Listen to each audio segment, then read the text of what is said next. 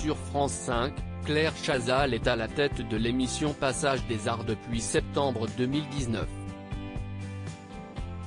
Ce programme, qui reprend le concept de l'émission Entrée libre, permet à la journaliste de revenir chaque jour, avec un invité différent, sur les événements culturels qui ont marqué le monde du cinéma, du théâtre ou de la musique. Oui mais voilà, l'ancienne compagne de Pipi Diaye serait sur un siège éjectable. D'après les récentes informations publiées par Télérama, le 17 juin dernier, l'ancienne présentatrice du JT de TF1 pourrait bientôt plier bagages.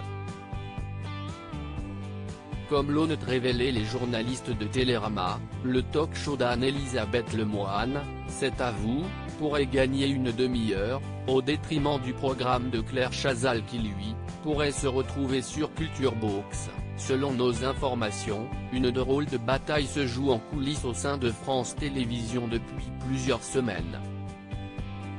La direction de France Télévisions envisage en effet sérieusement d'étendre l'émission présentée par Anne-Elisabeth Lemoine jusqu'à 20h55, soit près d'une demi-heure de plus de direct par jour.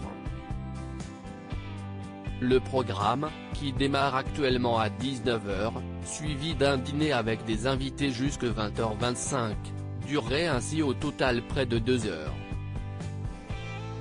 De quoi pousser l'ex d'Arnaud Lemaire vers la sortie? Il semblerait que oui. Réponse dans les prochaines semaines. Claire Chazal pourrait-elle retrouver le chemin du JT? À 64 ans, Claire Chazal brille toujours sur le petit écran.